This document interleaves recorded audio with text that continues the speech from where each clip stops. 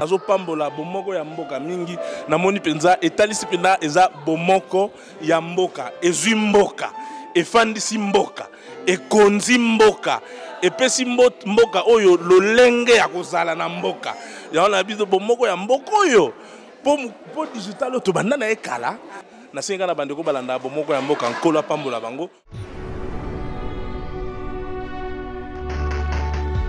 Nzamba sokumisa misho bongo bino bosa wapi. Nzamba sokumisa misho bongo bino bosa wapi. Nzamba sokumisa misho.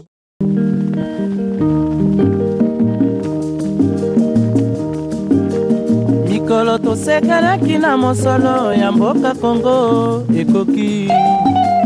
Tofungwani misolelo tomoni bozoba nyonso tosali. Oya kobongisa Kongo aveni. Ebongi tosala moto nyonso ata mwana. Kongo ya mosolo mbembe ya nzoku, Kongo ya bwanya kasa ya mbila, Kongo ya makasi moto ya nkoi.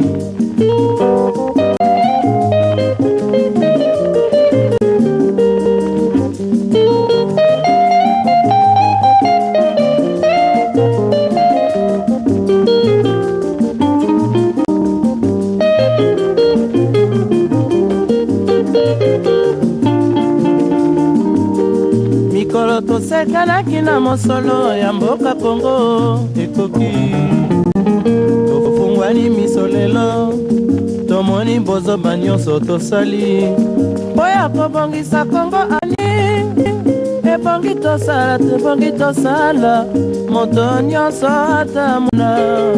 Kongo ya mosolo mpembe ya nzoku, Kongo ya bwanya kasa ya mbila, Kongo ya makasi moto ya nkoi. Kongo nde mboka, Kongo mboka ya bankoko.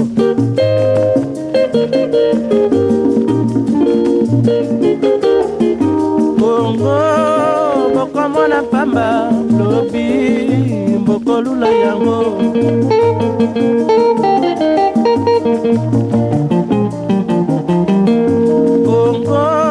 Kongo ya Afrika, Kongo mboka ya kitoko.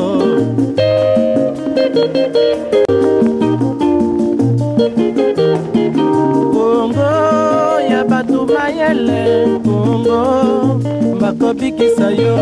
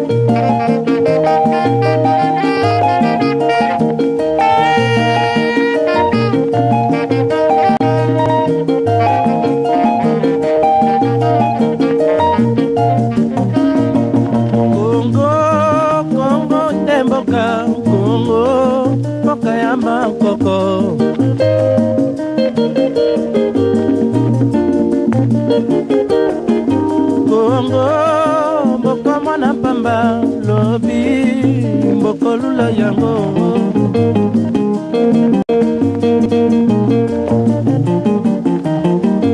Kongo bana bazali koyekola Kongo bakobikisa yo.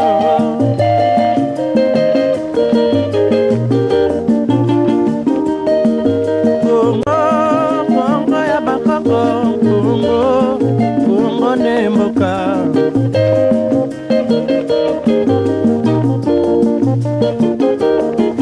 Kongo ne mboka, Kongo mboka ya bakoko.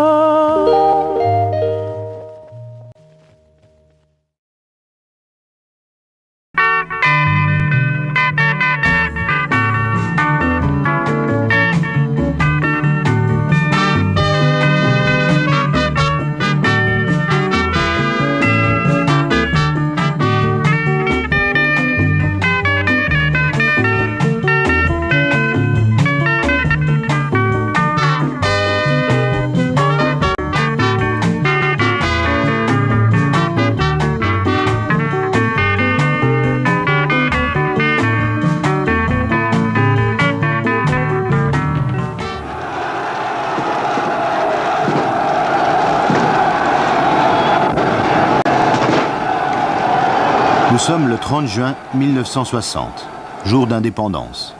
Le Congo cesse d'être belge. Il est 16h, ce 30 juin après-midi.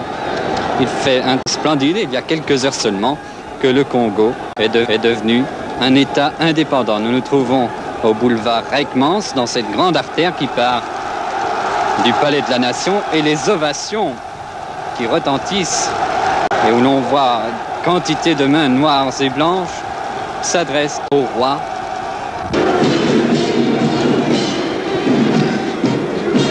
Ce 30 juin est le jour de gloire de Kasavubu et Lumumba, les deux grands leaders nationalistes devenus président et premier ministre du nouvel État.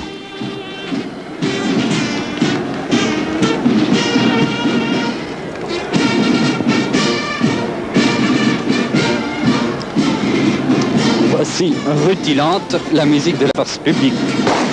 Peau de léopard, tambour bleu et jaune, gants blancs, shako brun.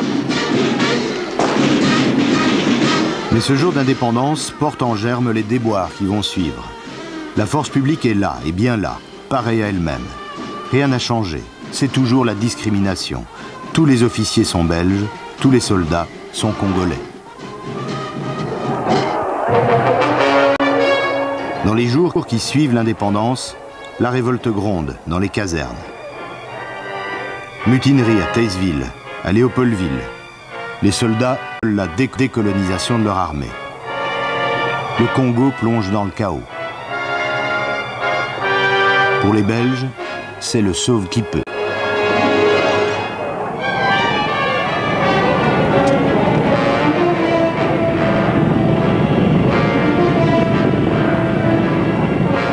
Jusqu'ici, pas un mot, pas une image de Mobutu.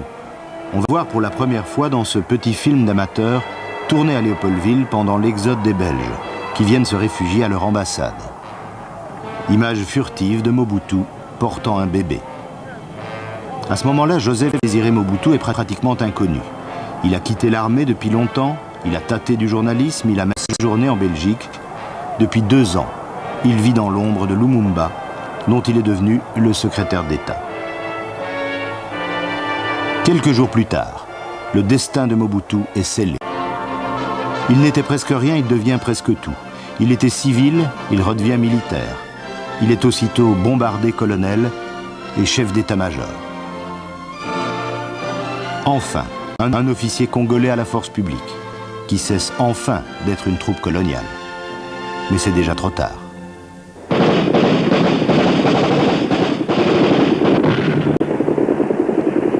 Le Congo éclate. Le Katanga, la plus riche province du pays, fait sécession.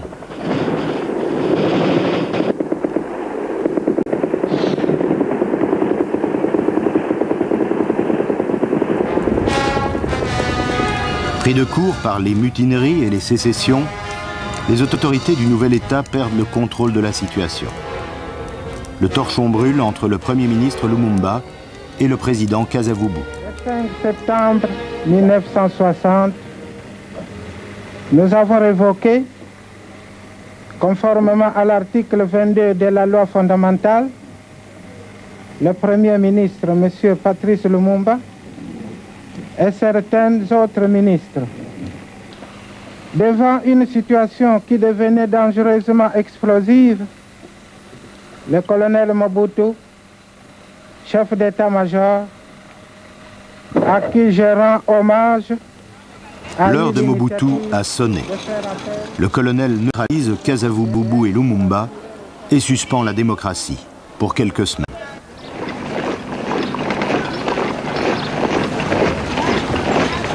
Sur les antennes de Radio Léopoldville. Allô, allô, chers compatriotes, ici c'est le colonel Mobutu Joseph, chef d'état-major de l'armée nationale congolaise, qui vous parle de Léopoldville.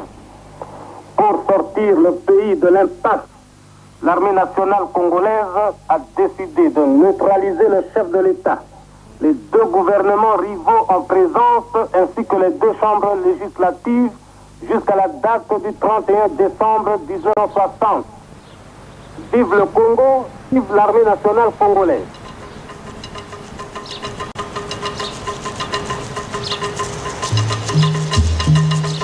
Mobutu reste neutre, en apparence. Mais en réalité, c'est Lumumba, et seulement Lumumba, qui fera les frais de l'opération. En réalité, Mobutu lâche Lumumba. Le Premier ministre congolais est placé en résidence surveillée. Il est gardé par les soldats de Mobutu. En s'en prenant à Lumumba, le plus populaire des leaders congolais, le plus détesté en Belgique, Mobutu donne des gages aux anciens colonisateurs. Dans la longue histoire de ses relations avec la Belgique, c'est un début qui comptera beaucoup.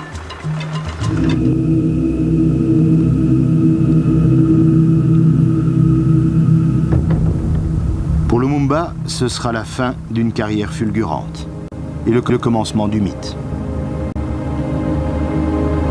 Lumumba sera bientôt expédié au Katanga et assassiné là-bas par ses pires ennemis.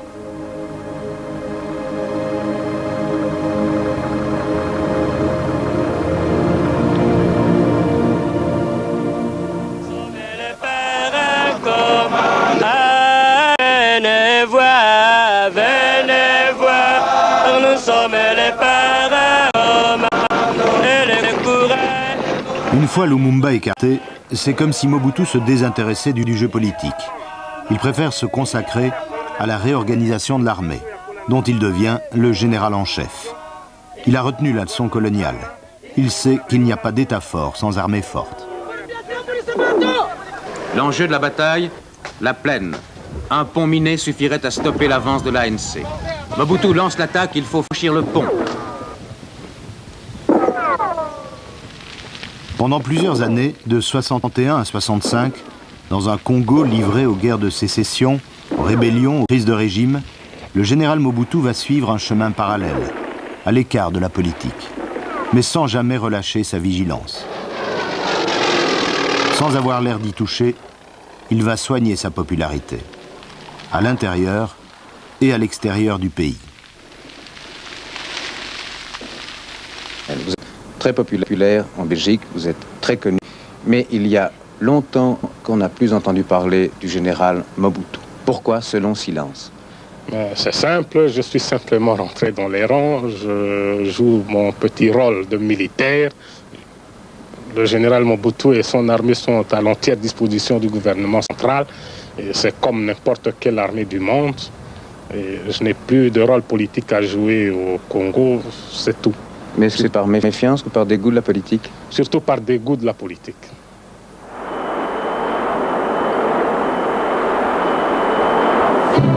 Inlassablement, Mobutu poursuit deux objectifs. Refaire l'unité du pays et entretenir les meilleures relations avec l'Occident. La Belgique reçoit souvent sa visite. Le général a confié l'éducation de ses enfants à nos écoles catholiques.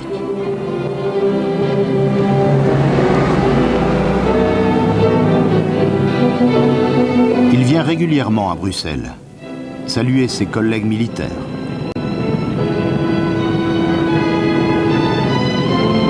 À chacun de ses passages en Belgique, il a les honneurs des salons politiques.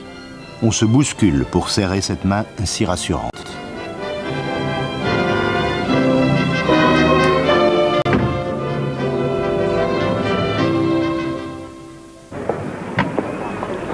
Madame, mes hommages, bonjour. Colonel, bonjour. Nous sommes en 1965. Le Congo est presque pacifié et Mobutu est devenu la coqueluche de la Belgique post-coloniale. Félicitations. Quand même. Ah bon,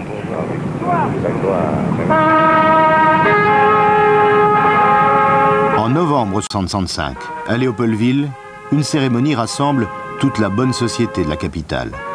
Le général Mobutu en est le héros. Le président Kasavubu va l'élever au grade de lieutenant général.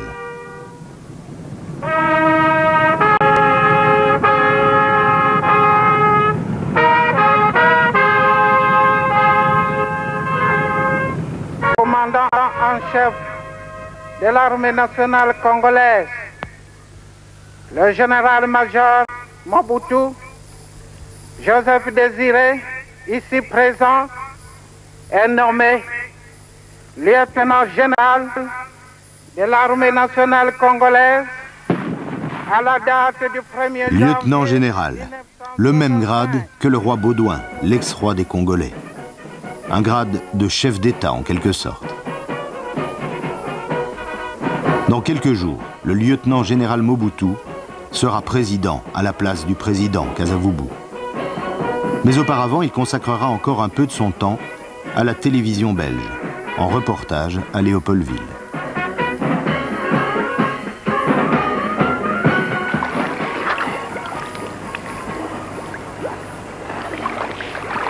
Voilà donc au petit matin du 18 novembre, le général Mobutu, nageant tout exprès pour la télévision, dirait-on, parfaitement décontracté, à 6 jours de son coup d'État.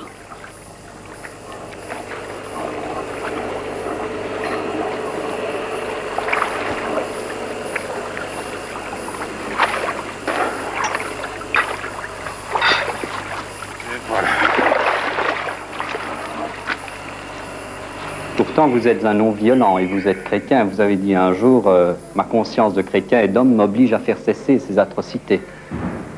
Oui, je l'ai dit et répété à maintes reprises. Vous avez aussi préservé des vies européennes et africaines. Depuis le début de notre accession à l'indépendance jusqu'à ce jour, je ne fais que ça. Avez-vous rencontré de l'ingratitude? Oui, ça c'est humain. C'est la terre des hommes. Heureusement, vous avez quand même vos enfants. La petite là-bas. C'est la petite? Oui. Dans quelques jours, ce sera le coup d'État. Un coup d'État indolore et invisible, sans trompette et sans caméra. Le général Mobutu va s'emparer du pouvoir pour 5 ans, officiellement. 32 ans, en réalité.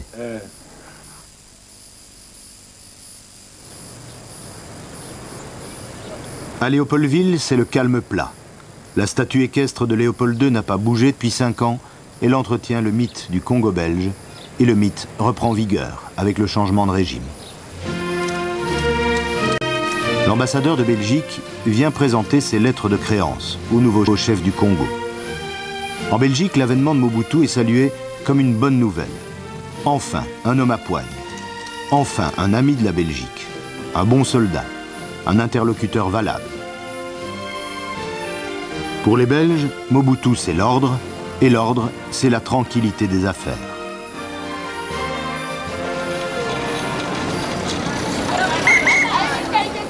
Aux yeux de certains, c'est presque le retour au bon vieux temps. Le coup d'État est ressenti comme une restauration.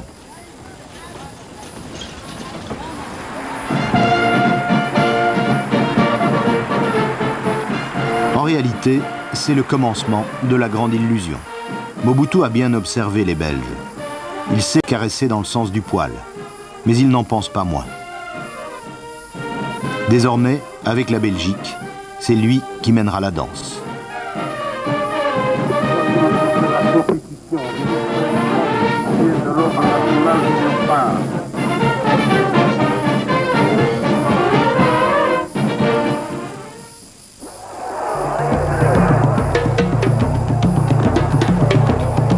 Les Congolais, eux, sauront très vite à quoi en tenir.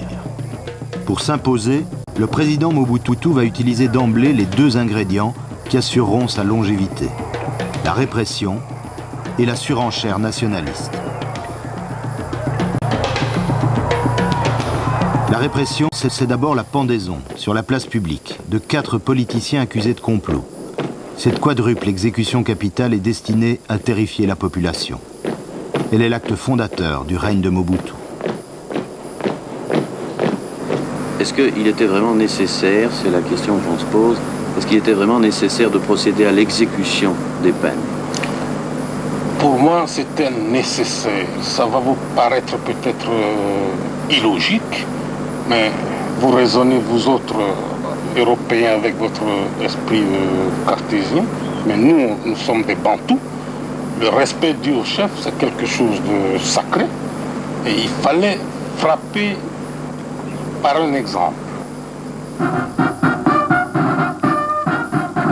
La répression et le nationalisme. Les Congolais désormais n'ont plus le choix qu'entre la peur et l'exaltation nationale.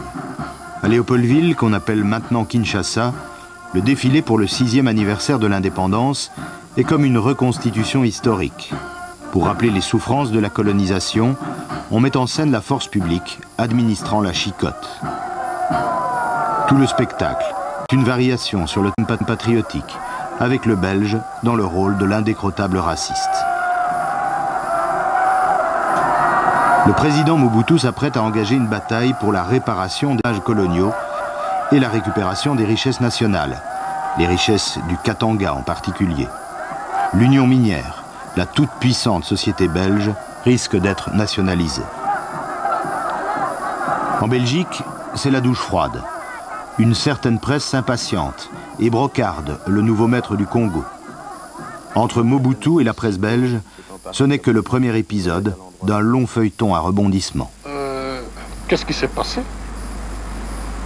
On m'a traité de fou dans un de vos journaux, alors que je ne suis pas fou. On a même été jusqu'à raconter que je fumais le chanvre, que j'étais devenu alcoolique, que je n'étais plus maître de mes facultés. Toutes sortes d'adjectifs désobligeants à mon égard. Ici, on n'ose pas le faire contre votre roi. Pouvez-vous me dire, me citer un seul journal congolais,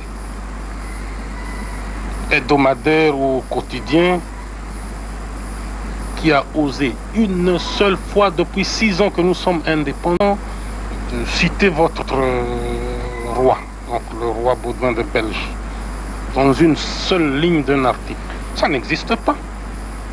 Mais chaque jour, le général Mobutu, qui est maintenant président de la République démocratique du Congo, est traîné dans la boue.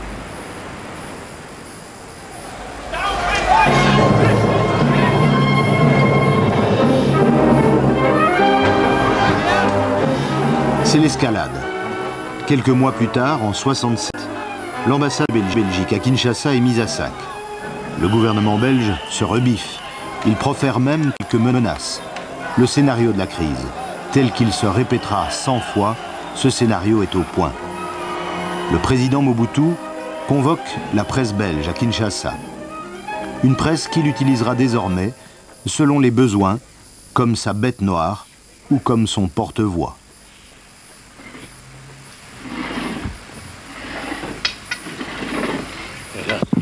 Le danger pour les relations belgo-congolaises, c'est ce groupe de pression. Il y a des messieurs qui croient qu'avec leur titre de noblesse, ils peuvent faire du Congo ce qu'ils veulent, ce qui n'est pas vrai. Nous sommes là pour leur démontrer le contraire. Qui a d'après vous ce groupe de pression? Oh oui, mais c'est trop connu, je ne vous apprends rien. Vous êtes belge, mon cher ami. Il y a un lobby là-bas. Il y a un lobby. Mon cher, qui a monté l'affaire de la sécession katongaise? Ce sont des Belges. Je ne vous apprends rien ici. Et tout ce que j'ai voulu, n'est-ce pas, en vous faisant venir au Congo, à Kinshasa d'abord, au Katanga et dans le reste du pays ensuite, c'est pour que vous puissiez voir et entendre.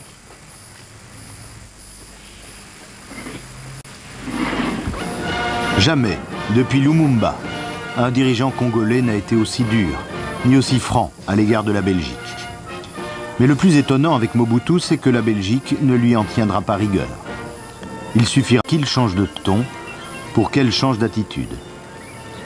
Quelque temps plus tard, comme si de rien n'était, Paul-Henri Spaak, le ministre belge des Affaires étrangères, se fait décorer à Kinshasa de l'ordre du Léopard. Que s'est-il donc passé? Mobutu a tout simplement décidé que la crise avait assez duré. Son pouvoir est consolidé, l'activité économique a repris, le cours du cuivre est florissant. Mobutu n'a plus aucune raison de se fâcher avec la Belgique, bien au contraire. Et en Belgique, les milieux qui ont gardé quelques intérêts au Congo poussent à la réconciliation. Nous sommes en 1969. Le président Mobutu est reçu à Bruxelles, avec beaucoup d'égards. Au Congo, pourtant, le régime n'a pas varié. C'est une parfaite dictature. Mais en Belgique, l'heure est au réalisme. Les affaires sont les affaires.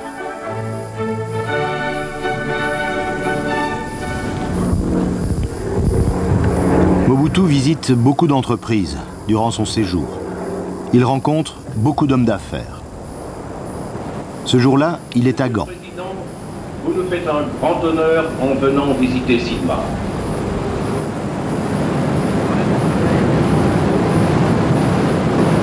Un séjour instructif pour Mobutu. S'il ne le sait pas déjà, il peut mesurer à quel point les Belges ont la mémoire courte.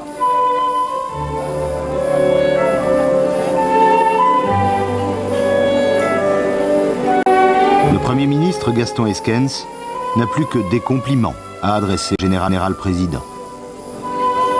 Le gouvernement et le peuple belge sont très heureux de la visite que vous faites dans notre pays. Monsieur le Président, nous apprécions avant tout ce que vous avez fait pour conduire votre pays, la République démocratique du Congo, sur le chemin de la paix, de l'ordre, de la discipline et de la sécurité. Eh bien, nous savons qu'une grande destinée attend votre pays qui est si grand, si vaste et si riche en ressources. On ne peut être plus clair. Peu importe la démocratie ou les droits de l'homme, ce qui plaît d'abord à la Belgique, c'est que le Congo soit riche et que l'ordre règne à Kinshasa. Et je le souligne, dans le respect total de l'indépendance de la République démocratique du Congo. Président Mobutu, un premier. La presse belge, elle aussi, change de ton. Monsieur le Président, nous avons été bouleversés des changements qui sont survenus au Congo. Nous avons constaté une amélioration formidable, mais nous voudrions vous demander, pour vous, Président de la République démocratique du Congo, quel est le visage du Congo 69 ?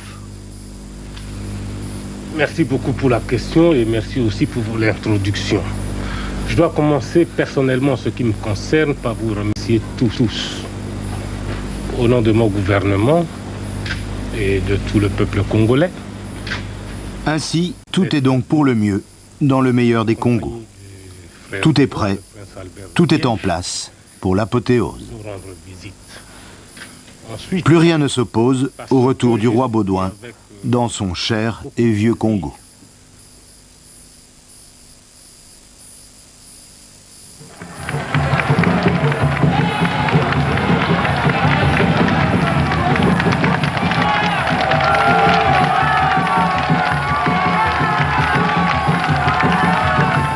Nous sommes en 1970. Le roi revient au Congo après une longue absence. 10 ans sont passés depuis l'indépendance, 3 ans depuis la grande crise de 67. Un voyage qu'on aurait pu croire impossible. Mais impossible n'est pas congolais.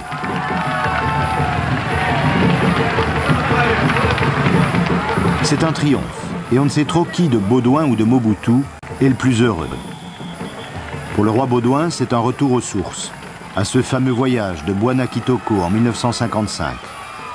À l'époque, Baudouin était beaucoup plus populaire au Congo qu'en Belgique. D'une certaine façon, c'est le Congo qui l'a fait roi.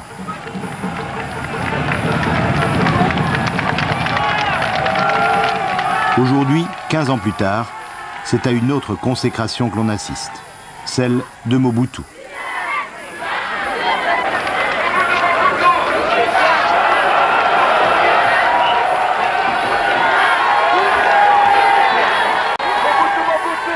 Mobutu est devenu légal et donc en quelque sorte le successeur de Baudouin Ier.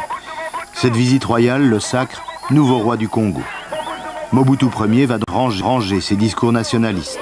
Sans le moindre scrupule, il se situe maintenant dans le droit fil de l'histoire coloniale.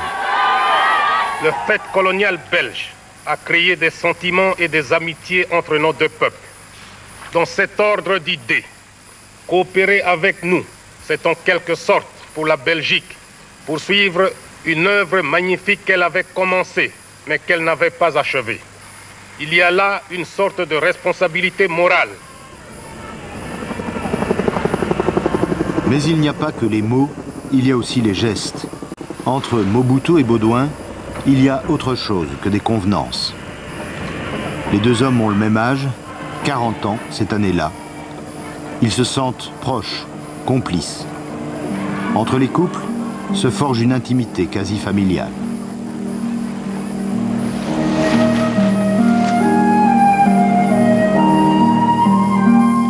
Fabiola devient marraine du petit dernier des Mobutu.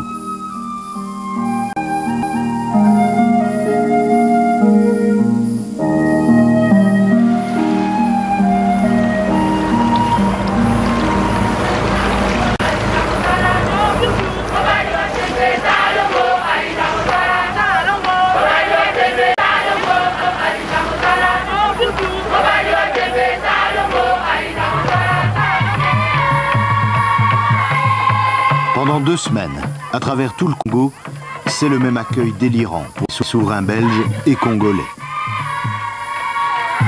Un extraordinaire déploiement de séduction et d'imagination. Comme cet orchestre improvisé par des enfants avec des pièces de voiture.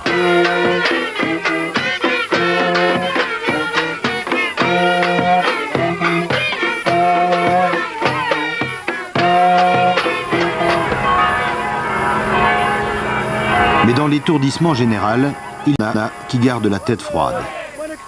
Ce sont les hommes d'affaires. Mobutu a jalonné le parcours royal de quelques grands chantiers industriels. Des travaux gigantesques, à la mesure des ambitions du nouveau régime et des appétits financiers de quelques sociétés d'Europe ou d'Amérique. Au Kasaï et au Katanga, les affaires continuent. À Kinshasa, les Belges ont retrouvé pignon sur rue. À vrai dire qu'ils soient coopérants, commerçants ou entrepreneurs, ils n'ont guère cessé de se comporter au Congo comme dans leur colonie.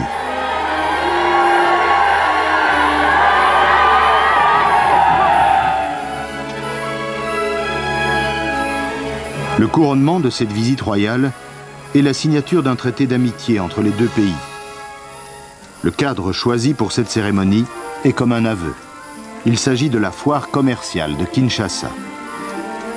L'amitié est donc d'abord celle du ventre et du portefeuille. Mais dans les discours, une fois de plus, il n'est question que de noblesse et de désintéressement.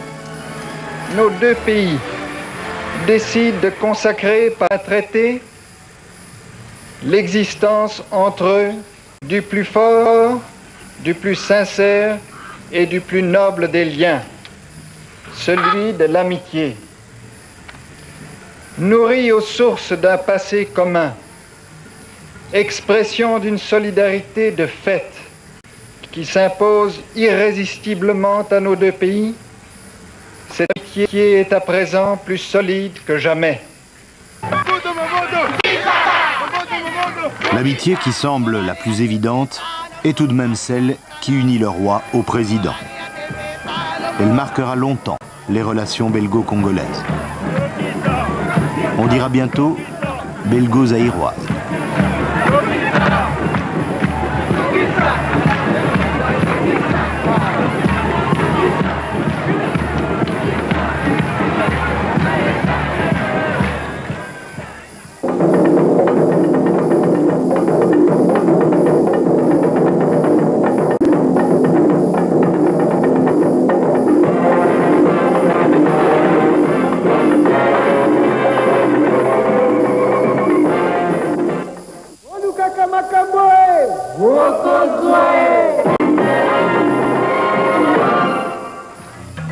Un an après le voyage inoubliable, le Congo devient Zaïre et Joseph Désiré Mobutu devient Mobutu Sese Seko.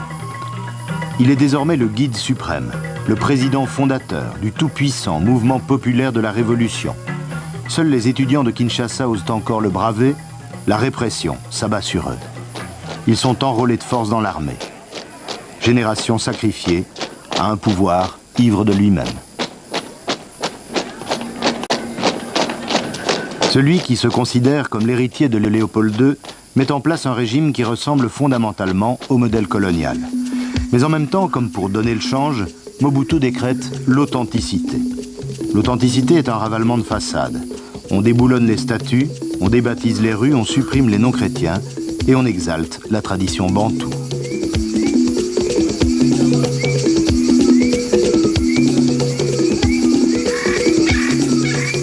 L'authenticité, c'est quoi? D'abord, pour nous Zaïrois, c'est une question de dignité. C'est le respect dû à ses origines. Le Belge, pour moi, doit être un authentique. Le Français doit l'être aussi. Tout comme l'Anglais, l'Italien. Chaque peuple doit respecter ses origines. Et je crois que c'est vraiment clair. Et ça nous permet à nous aussi, je vous le dis sans complexe, mais nous devons, nous autres anciens colonisés, nous décomplexer aussi avec cela. Éviter tout ce qui nous a été légué, qui me paraît à moi franchement être une espèce de coloration. Mobutu, à vrai dire, est déçu par la Belgique. Déçu surtout que les entreprises belges se contentent de faire des profits au Zaïre et de moins en moins d'investissements. Mais Mobutu est magnanime, il invite tout le gratin politique belge à Kinshasa. C'est l'époque où les socialistes en particulier soutiennent le régime zaïrois. C'est l'époque où Mobutu zaïrianise les commerces et les entreprises.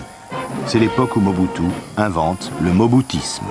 Le bouddhisme est la pensée, les enseignements et l'action du guide.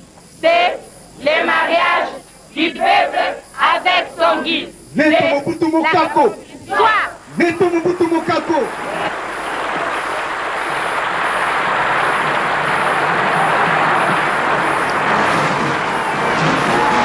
Le mobutisme est un fourre-tout idéologique.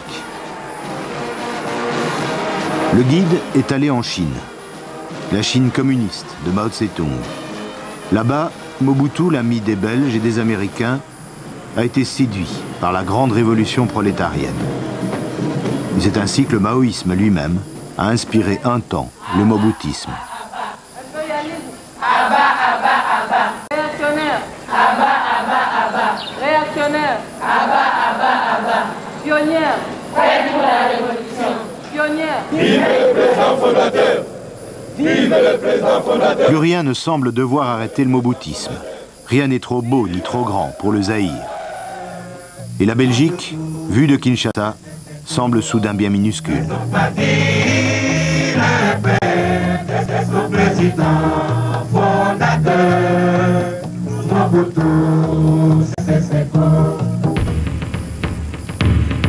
Une nouvelle crise éclate en 1974, quand un avocat belge publie à Bruxelles un pamphlet contre le président fondateur. Crime de lèse-majesté, fureur zaïroise, crise dénouée finalement par la visite au Zaïre du Premier ministre belge, Léo Tindemans. C'est donc en remontant le fleuve sur une cinquantaine de kilomètres que se sont engagées les discussions, des discussions au sommet entre le président Mobutu et Léo Tindemans, que rejoignaient de temps en temps les ministres concernés ou les experts.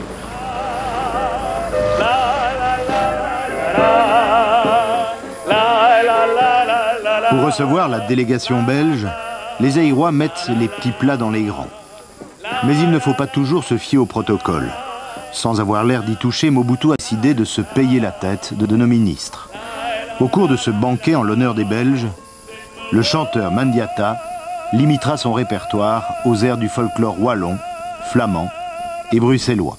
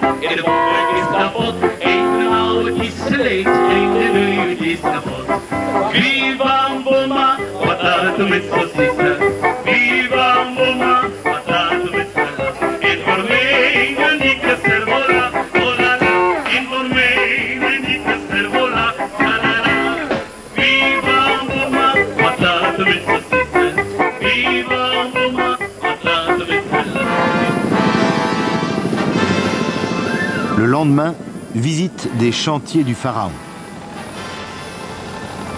Le barrage d'Inga, dont les Belges et les Zaïrois sont très fiers.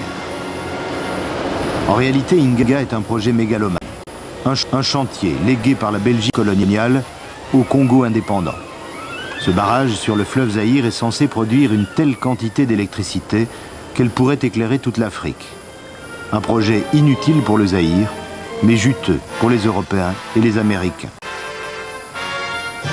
Le Zaïre va s'endetter jusqu'à la garde pour ce délire industriel doublé d'une absurdité économique.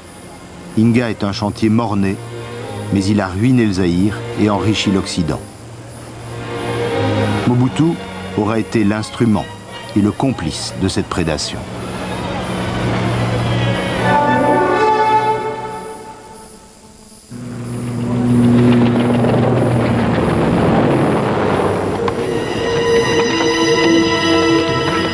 En 77 et 78, coup sur coup, 2 invasions du Chaba par des ex-gendarmes katangais ébranlent le régime Mobutu. Le colosse a des pieds d'argile. Il sera sauvé par la France. La Belgique, elle, se contente d'évacuer ses ressortissants. Elle limite les risques, elle prend ses distances. C'est tout le paradoxe de l'attitude belge depuis l'indépendance. La Belgique n'a pas cessé de désinvestir, de s'éloigner du Zaïre, mais elle n'a pas cessé de s'accrocher à Mobutu.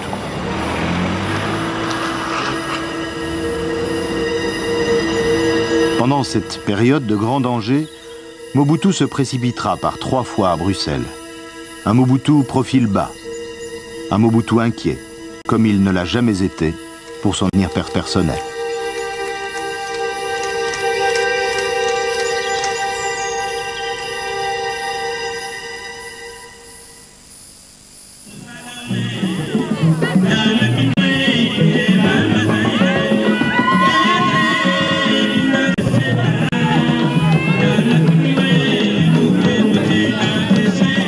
Fin 77, à Kinshasa, on inaugure le Centre de commerce international. Une réalisation de prestige. Un de ces grands travaux inutiles qui ont pompé les ressources du Zaïre au bénéfice de l'Occident et de la caste dirigeante. Lorsqu'on dit réalisation de prestige, on voit la cité de la Voie du Zaïre, on voit le bel immeuble que j'ai inauguré hier. Eh bien, ce qu'on voit là n'a pas été décidé pendant la crise. Ce qu'on voit a été décidé pendant que tout allait bien. Et puis, puisque c'était décidé, signé, il fallait réaliser. En fait, c'est toute l'économie qui est malade. Le cours du cuivre s'est effondré, les capitaux ont fui, et avec eux, le rêve d'un Zaïre triomphant et prospère. Il n'y a pratiquement plus d'État, les services publics sont à l'abandon.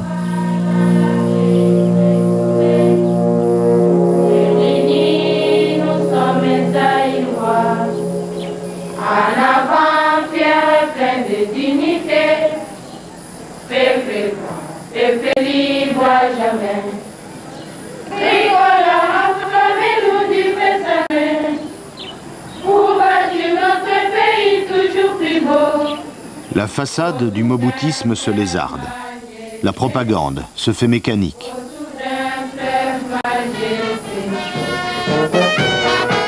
Beaucoup de citoyens sont fatigués de la fausse authenticité.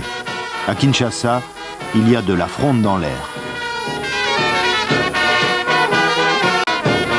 De plus en plus de gens se permettent de critiquer le régime, malgré la répression toujours brutale. En Belgique aussi, des opposants à Mobutu se déclarent, opposants belges et zaïrois, qui vont provoquer de plus en plus d'interférences dans les relations entre les 2 pays. Je crois que nous sommes 2 États souverains. Qu'il y ait des problèmes communautaires, flamands, wallons, Le Pen, Malmedy, Bruxelles, ça ne nous dit rien. Nous sommes pour l'unité, vous êtes pour la division chez vous, ça ne nous dit rien. Lisez la presse zaïroise, tout ce qui se fait en Belgique, eh bien, nous suivons ça avec beaucoup de sympathie, mais pas d'ingérence de notre côté. Mais on dirait que pour n'importe quoi au Zaïre, il faut l'autorisation de tel journal, de telle opinion, de telle communauté pour agir. Mes chers amis, non, 3 fois non.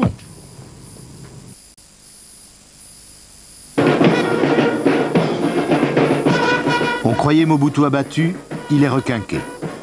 En fait, il est de plus en plus déconnecté de la réalité.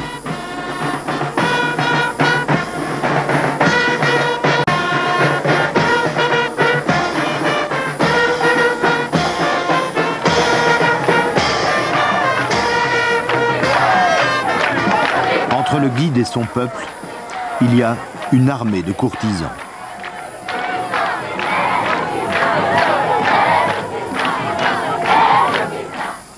Citoyennes, citoyens, militantes, militants. Le congrès du parti unique n'est plus qu'une grande foire aux illusions. Nous voici arrivés à notre rendez-vous de ce lundi 4 février 1980. C'est pour moi. Mais plus le Zaïre va mal, plus Mobutu a le verbe haut. Ce qui fait la force d'un chef, c'est précisément la confiance dont il jouit de la part de son peuple. Aucun autre artifice ne saurait la remplacer. Nous sommes en 1980. On atteint le summum du décalage entre les faits et les discours, entre l'opulence des uns et le dénuement des autres. Pendant le congrès du parti, à l'hôpital de Kinshasa, les enfants meurent en masse.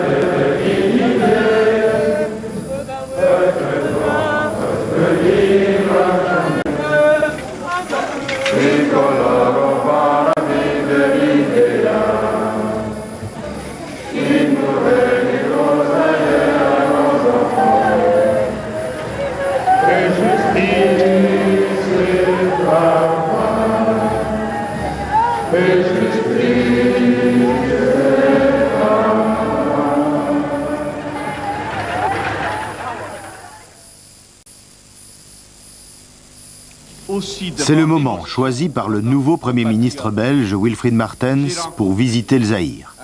Entre la Belgique et Mobutu, pour d'obscures raisons, c'est à nouveau le grand amour. Que j'aime ce pays, que j'aime ses dirigeants et que j'aime sa population.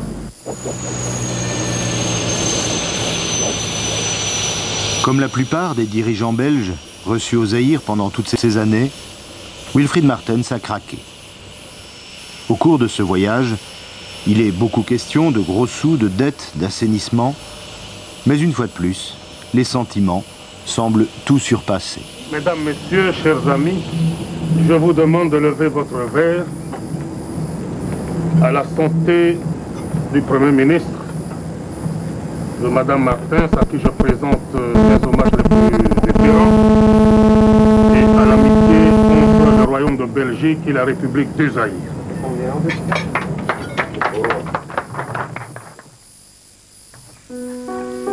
En Belgique, les adversaires de Mobutu ne désarment pas. Des manifestants abîment les pelouses d'une résidence de Mobutu à Bruxelles. L'opposition zaïroise se fait de plus en plus bruyante. Pour Mobutu, évidemment, il ne peut s'agir que d'un coup bas de la Belgique. Mais le général est au-dessus de tout cela. Mobutu, olé! Le général se sent même pousser des ailes de maréchal. Nous sommes en 1983. Le désormais maréchal du Zaïre décrète une amnistie pour tous les opposants. Il décide surtout de relancer son régime par une nouvelle alliance avec la Belgique.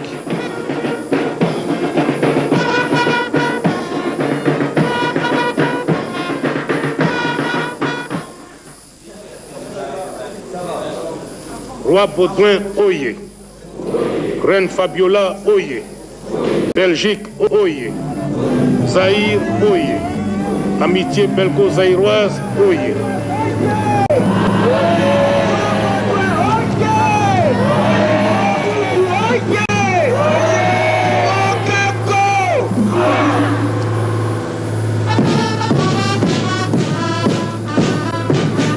Nous sommes en 1985. Le deuxième grand voyage de Baudouin au Zaïre est à nouveau un incroyable triomphe. Ce sont les mêmes images qu'en 1970, la couleur en plus.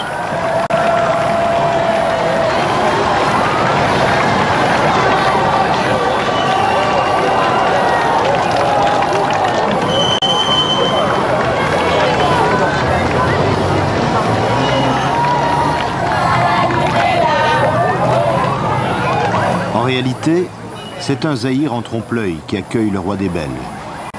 Derrière les apparences d'un joyeux désordre, il y a un pays aux abois et des citoyens livrés eux-mêmes. Au dîner de gala offert par le maréchal et préparé par le célèbre cuisinier belge Romeyer, le roi dans son discours semble tout de même faire la fine bouche. Les liens historiques, économiques et culturels qui rattachent la Belgique au Zaïre donnent à nos relations un caractère particulier. Des relations à caractère particulier, dit le roi. C'est presque du langage diplomatique. Le ton s'est un peu refroidi. Mais personne ne s'en formalise vraiment. L'important était d'être là et de poser pour les photographes sur le bateau présidentiel, comme il y a 15 ans.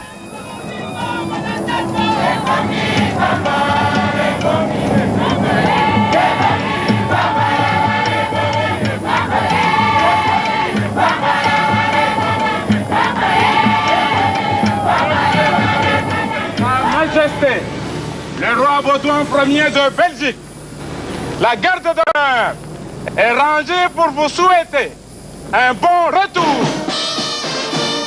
Et quand à la fin du voyage, le roi quitte le président sous une drache nationale belgo-zaïroise, tout le monde est bien convaincu que ce n'est qu'un au revoir.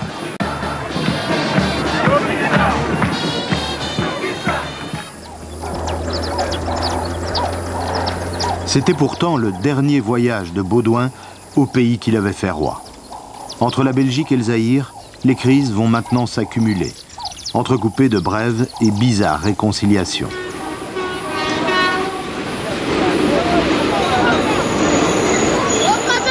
Mais toutes ces crises cachent en fait une réalité.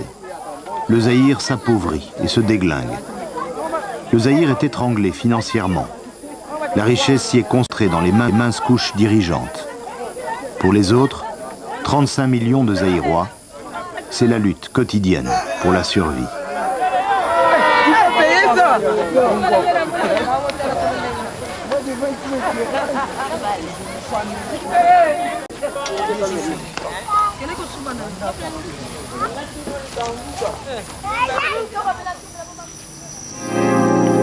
La position de Mobutu est de plus en plus intenable. Dans son palais de Gbadolite, à 1500 km de Kinshasa, le maréchal prépare une contre-offensive. Il va essayer de desserrer l'étreinte en s'attaquant au maillon faible des créanciers du Zaïre, la Belgique. C'est Wilfried Martens qui fera les frais de l'opération. Le Premier ministre belge revient au Zaïre en 1988. Il tombe sur un Mobutu combatif qui attend un geste de la Belgique pour soulager le Zaïre de sa dette. Cueilli à froid, Martens ne sait que répondre. C'est pas bon voyage. Oui, un peu long, mais... Mobutu va faire monter la pression. Il va déclencher une crise, la plus longue, la plus spectaculaire de toutes. Une crise qui ira crescendo jusqu'à ce mémorable débat, en direct, sur les antennes de la BRT et de la RTBF. Là. Ouais. Vas-y. Vas-y le mouvement. Vous êtes d'accord avec ça aujourd'hui? Hier, vous n'étiez pas d'accord. Madame Lachman, vous l'avez écrit quand? Mais ce qu'on dit également, c'est qu'on aime le peuple zaïrois, mais on déteste le régime et on déteste le président, le fonctionnement de cet État. C'est ça de quel droit vous permettez-vous de dire? Un combat inégal et incongru. Le Zaïre est représenté par 3 sommités politiques et la Belgique par 4 journalistes de la presse écrite. Une mise en scène de ménage dont les principaux acteurs sont restés dans les coulisses. Mobutu a chargé ses porte-paroles de proclamer le divorce. Je suis chargé de vous dire, madame, qu'il n'y a plus de relations privilégiées entre la Belgique et le Zaïre. Je suis fondé et autorisé à vous le dire à partir d'aujourd'hui. J'en prends bonne note. Depuis ce débat, la coopération privilégiée, le débat n'est pas terminé, mais je suis chef de délégation et je suis bien passé pour vous dire que nous avons mis fin au caractère privilégié de la coopération entre la Belgique et le Zaïre Et mon chef d'État ne me démentira pas. Vous avez désorganisé... Mais nous savons maintenant qu'entre Mobutu et la Belgique, rien n'est jamais définitif. Après s'être bien disputé, chacun mettra de l'eau dans son vin et, encore une fois, on se rabiboche.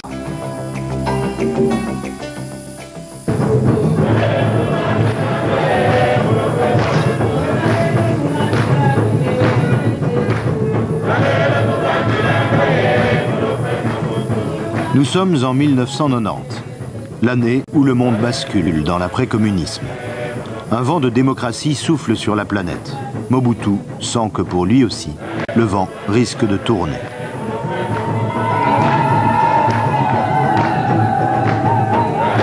Le maréchal décide de prendre les devants. Il va organiser lui-même la démobutisation, pour ne pas dire la démocratisation de son régime. C'est l'adieu larmoyant au cher parti unique. Ayant été ainsi définis, je vous annonce que je prends ce jour congé du mouvement populaire de la Révolution pour lui permettre de se choisir un nouveau chef devant conduire.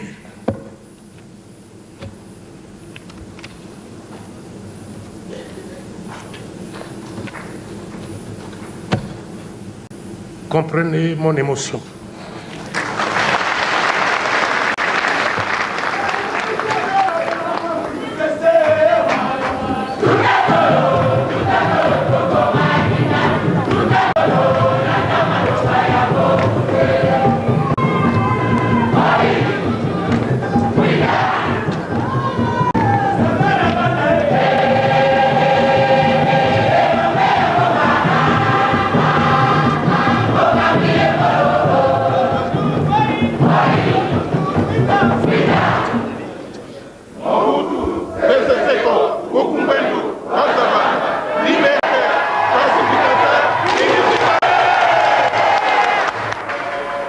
À cette époque, plus personne ne parie un franc belge sur l'avenir politique de Mobutu.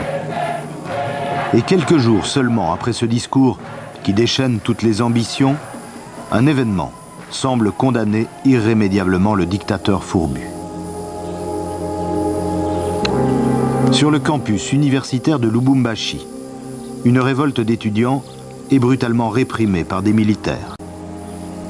Personne n'en connaît le bilan, quelques morts sans doute, mais l'affaire prend de l'ampleur. En Belgique, elle devient une affaire d'État. La Belgique, qui a bien supporté jusque-là toutes les turpitudes de son protégé, exige cette fois des explications. Elle hausse le ton, elle bouscule Mobutu, comme si elle voulait soudain précipiter sa chute. Il y a eu répression. Qui a donné l'ordre de faire cette répression, d'attaquer cette université? Eh bien, puisque le président du Zaïre, M. Mobutu, a été mis en question, nos envoyés spéciaux, Henri Veil et Dominique Jassin, lui ont carrément posé la question.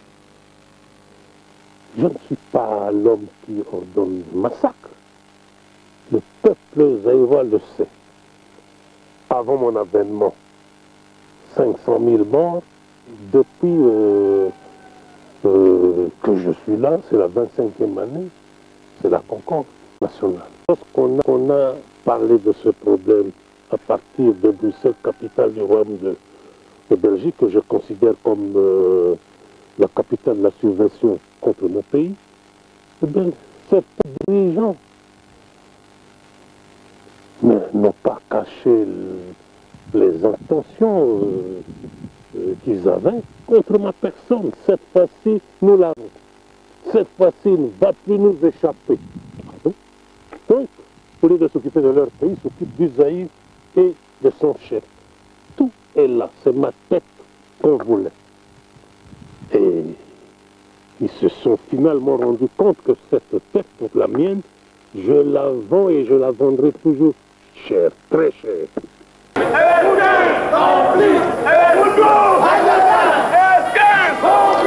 Peine perdue, c'est le contraire qui va se passer.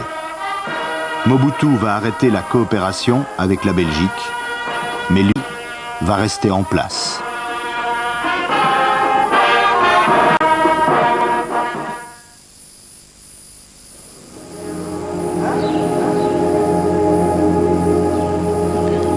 Nous sommes en 1991, un an après la rupture. Kinshasa vient d'être dévastée par des pillages qui n'étaient pas de simples rapines. C'était un soulèvement populaire, dirigé contre les symboles de l'aliénation zaïroise. L'école belge, les voitures, les résidences des Belges et des bourgeois, les magasins de luxe, mais les autres aussi. Toutes ces vitrines des marchands de bonheur dans lesquelles les Zaïrois ne voient plus que leurs illusions perdues.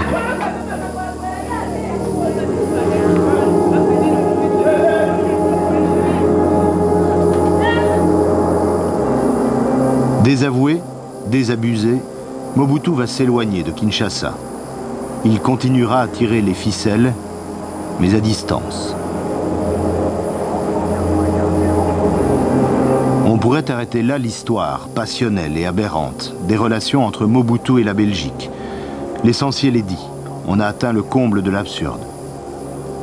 La Belgique, à force de lier son sort à celui de Mobutu, a fini par rompre avec le Zaïre. Le reste, la suite, n'est plus que péripétie. La bouderie durera 5 ans, et puis, comme d'habitude, encore une fois, les contacts seront renoués. Et Mobutu reviendra au pays pour une dernière bravade. Mais alors qu'il sentait vaciller son pouvoir, le président décida d'offrir la parole au peuple afin, disait-il, de dresser un bilan de l'état du pays. Pour la première fois depuis l'accession au pouvoir de Mobutu, le peuple allait pouvoir s'exprimer. Pour la première fois depuis l'indépendance, un espoir était né. Celui que la conférence nationale pourrait mettre fin à la dictature. On espérait de la conférence nationale un changement. On espérait de la conférence nationale une ouverture à une certaine démocratie. Vous ne pouvez pas savoir ce que c'est que la dictature. Hein. La dictature, ça veut dire, vous faites des marches sur la route, ils viennent avec des armes, ils tirent, et les gens tombent, ils meurent. Vous n'avez rien à dire. Mais alors, pour pouvoir dire, on va nous donner la parole, chacun pourra dire ce qu'il pense. Tout le monde espérait. Ce n'est pas une première en Afrique. Il y a déjà eu des conférences nationales au Bénin, au Congo-Brazzaville. Et la population du Zaïre de l'époque aspire, elle aussi, à une sorte de grand déballage, de remise à plat de toutes les erreurs du régime, de tous les problèmes, qui devraient déboucher vers la démocratisation. C'était à cause de la perestroïka qui a donné le mouvement des libertés fondamentales et tous les systèmes qui ne s'accommodaient pas des libertés fondamentales parce qu'elles étaient autocratiques ou dictatoriales, et nous en avions un, devaient trouver le moyen de s'organiser pour entrer dans la mentalité démocratique du monde. C'est ainsi qu'on a mis à la tête de la conférence nationale un évêque. Pourquoi est-ce qu'on a mis un évêque? Parce qu'on savait bien que lui n'allait pas s'accrocher au pouvoir. Nous, on savait que lui, même si on lui demandait, mais s'il te plaît, 2 ans ou 3, mais ça serait juste pour mettre les trains sur les rails, et qu'il allait partir, et que pour une fois, on allait avoir des gens que nous, on aurait élus. Pour une fois, nous allions avoir des gens à qui nous pouvions dire des choses. Parce que nous estimons que si on a au pouvoir des gens que nous, nous avons élus, ces gens nous sont redevables. Et en cas de difficulté, on peut leur demander des comptes. Mais lorsque vous avez des gens dont le pouvoir vient de l'extérieur, ces gens, ils vont parler comme Mobutu. Hein. Mobutu nous a dit, je ne dois rien au peuple congolais. Il disait Zaïrois, je ne dois rien au peuple zaïrois. Le peuple zaïrois me doit tout. Donc nous, on attendait beaucoup de la conférence nationale. La majorité qui ont assisté à cette conférence, qui comprenait à peu près 2400 personnes, la majorité était composée des gens du MPR, donc le candidat de Mobutu. Malgré ça, j'ai été élu à cette conférence Premier ministre du gouvernement de transition. Mais M. Mobutu, ne voulant pas entendre parler de ça, parce que mon gouvernement était un gouvernement qui allait avoir ou partager avec lui les compétences, Mobutu ne l'entendait pas de cette manière-là, il voulait être seul maître à bord. Il a tout fait pour torpiller l'aboutissement heureux de cette conférence. Donc, vous ne voulez plus de M. Tshisekedi comme candidat formateur de gouvernement de salut public? Vous l'avez dans mon message. Je demande qu'on propose un autre nom. Si ce candidat est de nouveau M. Tshisekedi, l'accepterez-vous? Non.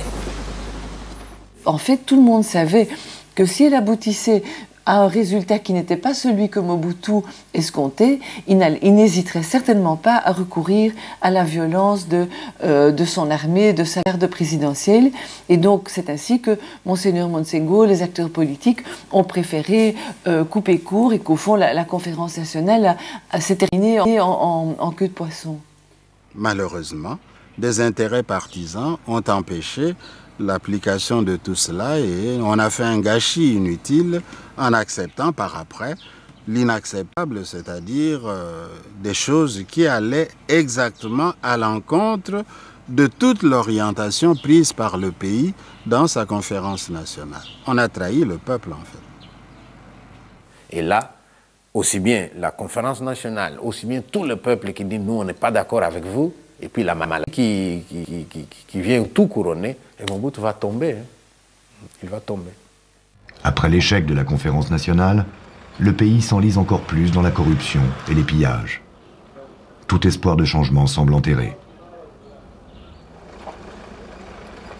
Mais rien ne prépare le Zaïre à l'histoire qu'il est sur le point de vivre. À la frontière est du Zaïre se trouve un petit État, le Rwanda. Le drame qui s'y prépare va déclencher une vague de bouleversements dans le pays voisin. Tout commence le 6 avril de cette année 1994, lorsque l'avion du président Habyarimana est abattu par un missile. Cet attentat coûte la vie au président rwandais Hutu et déclenche le plus gros génocide de la fin du XXe siècle. Partout dans le pays, les radicaux Hutus massacrent leurs voisins Tutsis et Hutus modérés. En 3 mois, 800 000 personnes sont exterminées. Ce génocide coûte la vie à plus d'un Rwandais sur 10.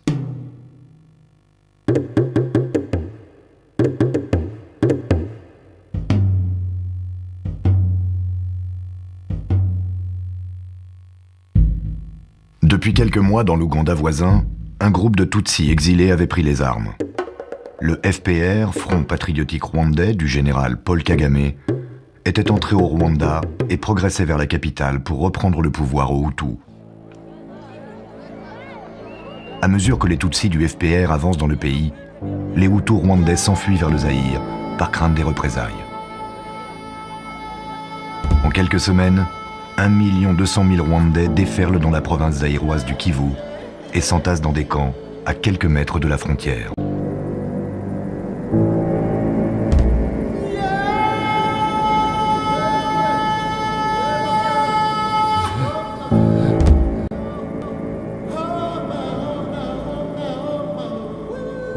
Ils sont entrés au Zaïre de l'époque avec tout ce qu'ils avaient. Le véhicule, les animaux et d'autres biens. Les militaires étaient armés, mais lorsqu'ils arrivaient au niveau de la barrière, on les désarmait. Mais tellement qu'ils étaient nombreux, on n'arrivait pas à désarmer tout le monde.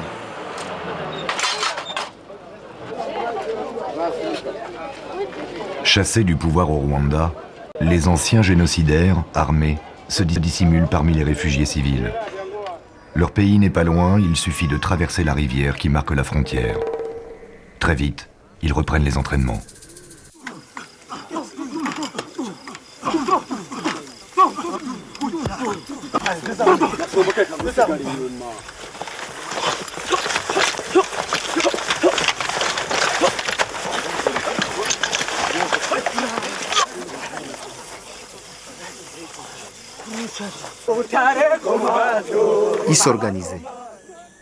Ils s'organisaient et ils avaient cette intention de rentrer un jour, même par la force, chez eux. Face à cette menace qui grandit à ses frontières, le général Paul Kagame, désormais vice-président du Rwanda, tente d'abord d'alerter la communauté internationale. We believe they can decisively be disarmed and relocated to places where they do not pose an immediate security problem to Rwanda. Appeal to the international community within the framework of the United Nations. Mais celle-ci reste sourde à ces alarmes. Alors Paul Kagame choisit la force. Toujours soutenu par l'Ouganda et son président, il décide d'attaquer l'immense voisin zaïrois pour se débarrasser des camps de réfugiés. Mais il lui manque un motif suffisant pour lancer l'agression. Or, dans l'est du Zaïre se trouve un ancien maquisard, Laurent-Désiré Kabila. Opposant de longue date à Mobutu, il rêve de renverser le vieux dictateur. Le président ougandais Yoweri Museveni connaît Laurent-Désiré Kabila. Il le présente à son ami Paul Kagame et lui fournit ainsi le prétexte qu'il cherchait. L'invasion du Zaïre sera une révolte zaïroise, celle de Kabila contre Mobutu. Je viendrai en Belgique pour défendre notre position devant le peuple. Ça, c'est le scoop. Quand? À quelle date? Mais il faut qu'on me facilite les choses. Je vais discuter avec mes amis. Au passage, le Rwanda et l'Ouganda pourront attaquer les camps de réfugiés. Commence alors le recrutement d'une armée bien particulière.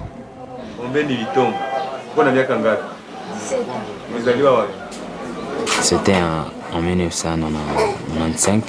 Pendant les vacances, on organisait l'équipe de football, les associations, pour jouer dans les quartiers.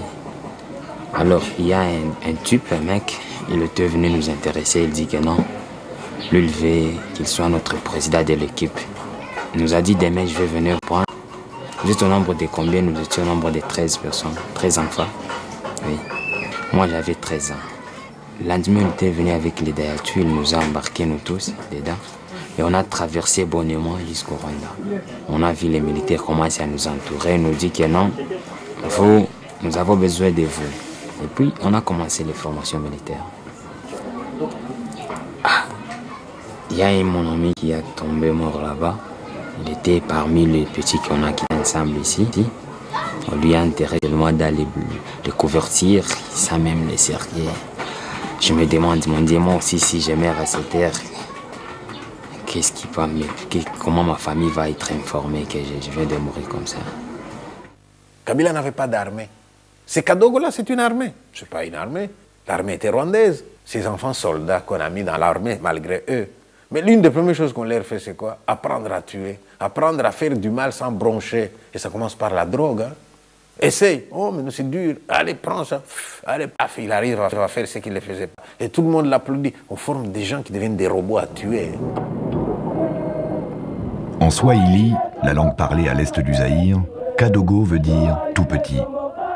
Ces enfants soldats sont enrôlés par milliers pour former l'armée de Laurent-Désiré Kabila.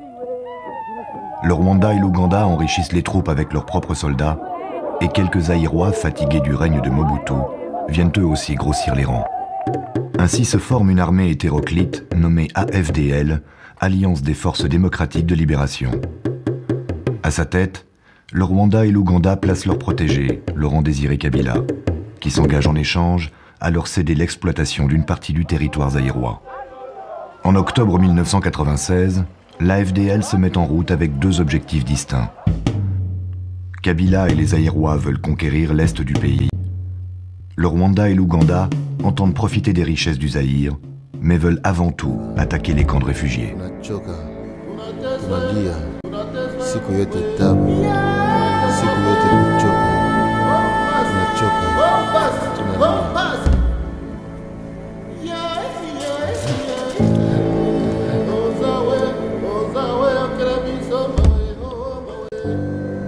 Lorsque l'AFDL est arrivé, le premier objectif à attaquer, c'était les camps de réfugiés. On a pilonné les camps de réfugiés. Oui, on a attaqué beaucoup de camps. C'était grave, hein? C'était grave, on tue. Vraiment, c'était un carnage.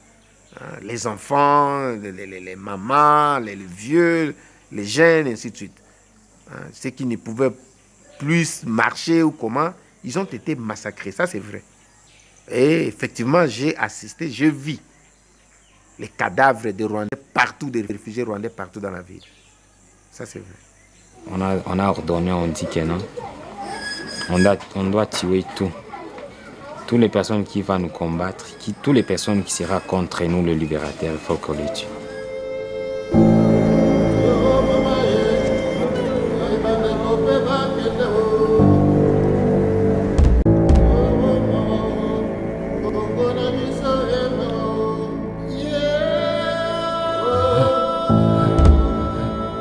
En quelques jours, la FDL rase les camps. Beaucoup de réfugiés sont massacrés. La plupart des autres s'enfoncent dans l'intérieur du pays. Les anciens génocidaires, eux, resteront dans les campagnes du Kivu, d'où ils continueront pendant des années à déstabiliser la région.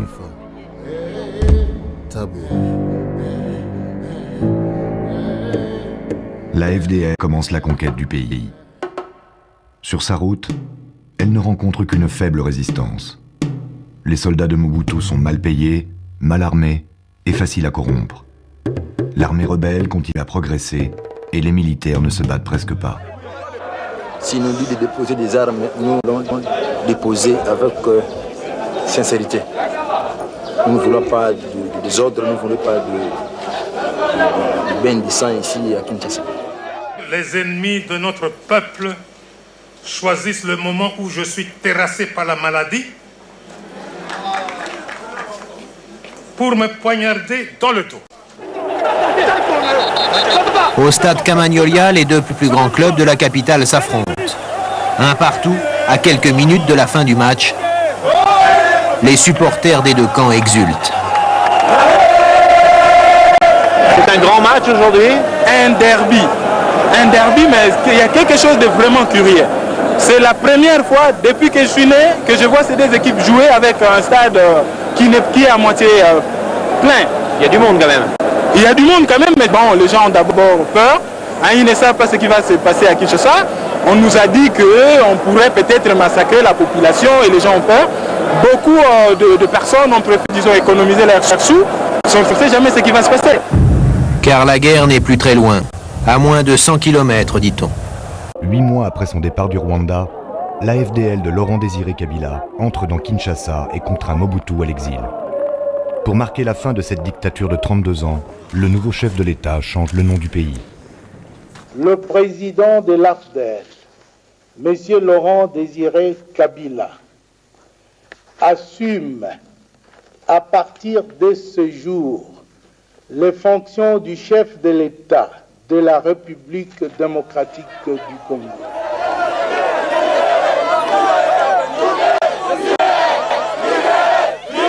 La joie immense. On était des esclaves, maintenant nous sommes libérés. Ça n'a pas passé quelques semaines, la ville de Kinshasa a été tombée. On est arrivé là-bas. On commence à appeler les libérateurs, les Kadogo. Partout on chante des libérateurs, les victoires.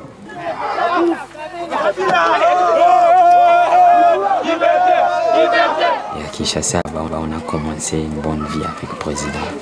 On se promène partout à la République avec lui. Il ne peut pas quitter dans la maison sans me demander. Il dit Kadogo, il est où? Et j'arrive, on part avec lui.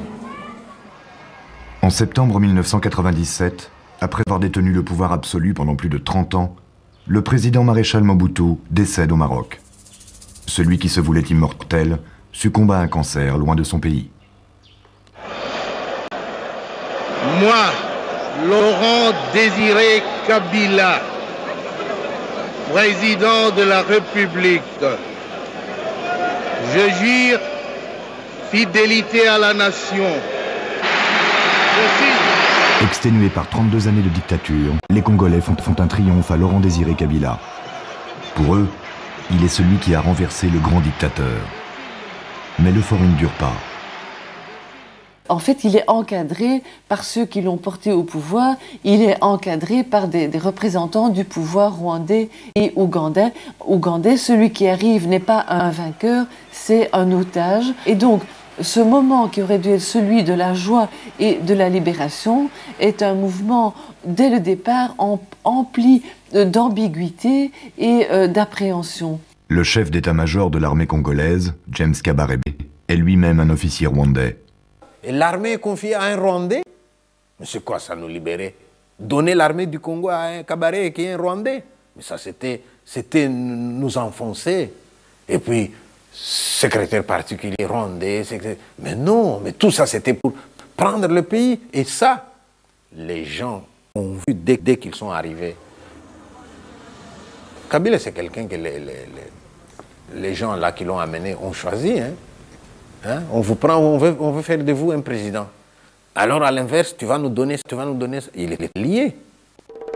Sous prétexte de consolider le nouveau régime, Laurent-Désiré Kabila, le libérateur, confisque à son tour le pouvoir politique. Il interdit les partis autres que le sien et écrase les tentatives d'opposition. Lors de la venue du chef de l'État en Belgique, la communauté congolaise manifeste son mécontentement. Parmi les protestataires, des militants de l'UDPS détiennent Tshisekedi. Très vite, Kabila éloigne Tshisekedi de Kinshasa. Tshisekedi, il dira à Kabila, les gens qui t'ont amené, si c'est vraiment du bien qu'ils ont fait pour toi, dites-leur de partir, qu'ils nous fassent une facture, nous allons payer. Tu n'aurais pas dû dire ça. Allez, on arrête Tshisekedi, on le relègue dans son village natal pour avoir dit ça. Je pense qu'on lui a même prêté un motoculteur avec des choses, des semences. Il n'y a pas de martyr. Laurent Désiré Kabila, porté par l'armée rwandaise, a pu chasser Mobutu et occuper le pouvoir à ce moment-là.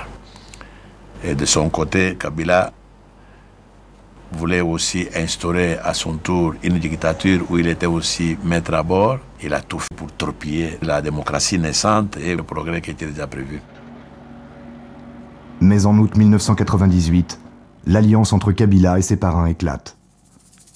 Le Rwanda et l'Ouganda, mécontents d'un Kabila trop indépendant, trop nationaliste, font mine de quitter Kinshasa.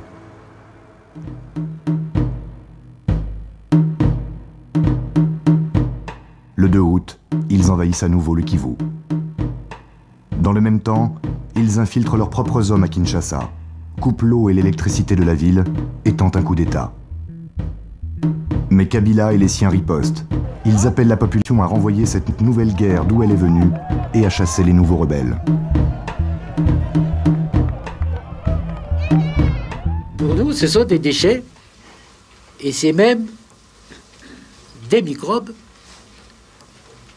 qu'il faut qu'on éradique avec méthode, avec résolution. Et le temps que vous voulez que je chiffre dépend de la résistance des microbes.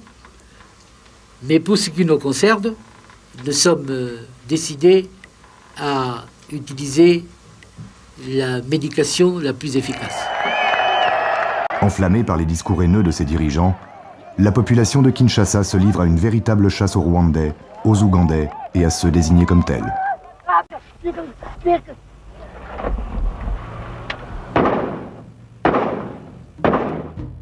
Chassés de la capitale, les Rwandais et les Ougandais s'installent dans l'est du Congo et continuent à exploiter ses richesses. Pour justifier la nouvelle invasion, ils utilisent la même recette qu'en 1996. Ils créent de toutes pièces un mouvement de rébellion congolais. Apparu 3 semaines après la première attaque, ce mouvement s'appelle le RCD, le Rassemblement congolais pour la démocratie. Comme la FDL de Laurent Désiré Kabila en son temps, le RCD servira de couverture aux Rwandais pour envahir le grand pays voisin. Parmi les soldats rwandais, ougandais et burundais se trouvent aussi des Congolais décidés à se débarrasser du nouveau dictateur. L'homme qui devient porte-parole de ce mouvement s'appelle Arthur Zaidi Ngoma, mais rapidement il quitte le RCD. Vous savez, le RCD, littéralement, c'est le rassemblement de Congolais pour la démocratie. Tant que c'est les rassemblements de Congolais, bravo. Et pour la démocratie, bravo. Mais si ça ne mérite pas ces couleurs, si ça ne défend pas ces couleurs, là, ce n'est plus le RCD. Et donc très vite, Zaidi Ngoma, qui a fait le voyage à Kigali, se rend compte qu'il est utilisé comme Kabila aurait dû l'être un an avant, et il rompt avec Kigali et il revient à Kinshasa en disant non, c'est pas possible, je ne veux pas être le collaborateur d'un pouvoir étranger, et il préfère retourner à Kinshasa. Ce n'était plus un combat pour la démocratie, mais ça devient un combat de prédation qui ne mérite pas d'être. Le Rwanda et l'Ouganda sont bien décidés à mener ce combat malgré tout.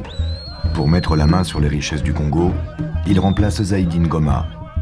Le mouvement se dote finalement d'un autre chef, Azarias Ruberwa.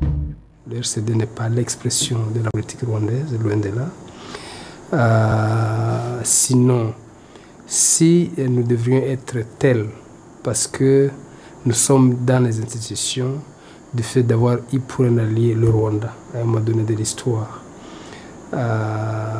que dire de ceux-là que le Rwanda a conduit au pouvoir physiquement. Que dire de ceux-là que l'armée rwandaise a accompagné jusqu'à Kinshasa? Que dire de ceux-là que Kigali a installé physiquement au pouvoir à Kinshasa, dans le fauteuil? Mais l'histoire ne s'arrête pas là. En parallèle du RCD qu'il soutient avec le Rwanda, l'Ouganda équipe un autre mouvement rebelle, le MLC, Mouvement de libération du Congo. Quelque temps après le RCD, le MLC envahit à son tour le territoire congolais. Son rôle à lui est de camoufler l'intrusion de l'armée ougandaise. À la tête de la rébellion, un autre Congolais, Jean-Pierre Bemba. C'est l'armée ougandaise qui a convoqué Jean-Pierre Bemba à Kampala, qui lui a dit, voilà, vous êtes un jeune homme plein de promesses et d'entre-gens, nous pouvons vous donner quelques bataillons pour créer votre propre mouvement de libération qui va se déployer dans la région de l'Équateur. Lorsque nous avons démarré notre mouvement de libération, nous avons eu le soutien de l'Ouganda, effectivement, du président Museveni. Il nous a accordé des instructeurs pour la formation de nos hommes, de nos troupes, parce que nous voulions que ce soit un mouvement de Congolais et la libération des Congolais, par les Congolais. Et effectivement, nous avons eu l'assistance au niveau de l'Ouganda d'instructeurs pour former notre armée. C'est ainsi que deux armées étrangères entrent simultanément au Congo. Au nord, parrainé par l'Ouganda, le MLC progresse en s'arrogeant au passage les mines de diamants. À l'est, le RCD contrôle la province du Kivu. Il avance avec le même appétit vers le cœur du Congo, engrangeant sur sa route or, pierres précieuses et autres minerais. Le MLC et le RCD doublent leur pillage d'une occupation militaire.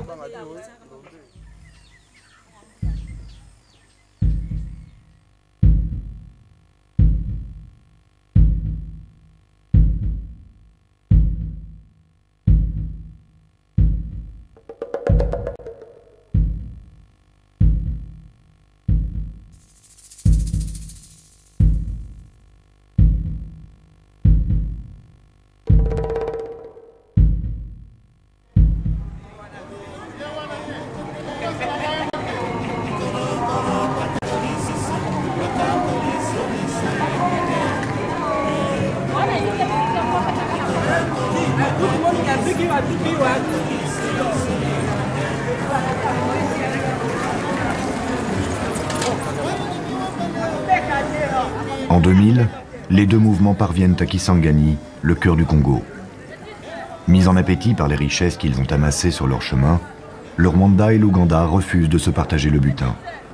Fini le MLC, fini le RCD, les deux pays tombent masques et leurs armées s'affrontent ouvertement sur le territoire congolais.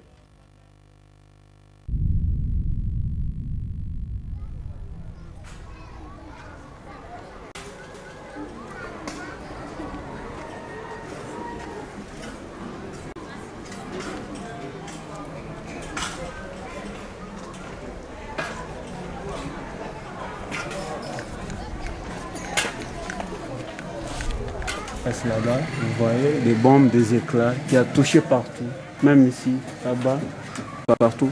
Ces jours-là, nous étions ici, nous allons visiter encore.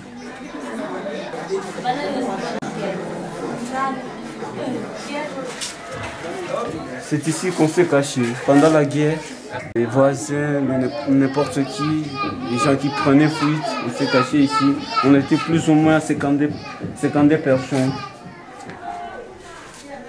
Tout ce que vous voyez ici, c'est les résultats des affrontements sanguinaires et meurtriers entre les deux armées rwandaises et ougandaises qui se sont battues pendant la guerre de 6 jours ici à Kisangani. Les Ougandais tiraient et les autres ripostaient. C'est ce qui a causé de tels dégâts matériels que vous voyez.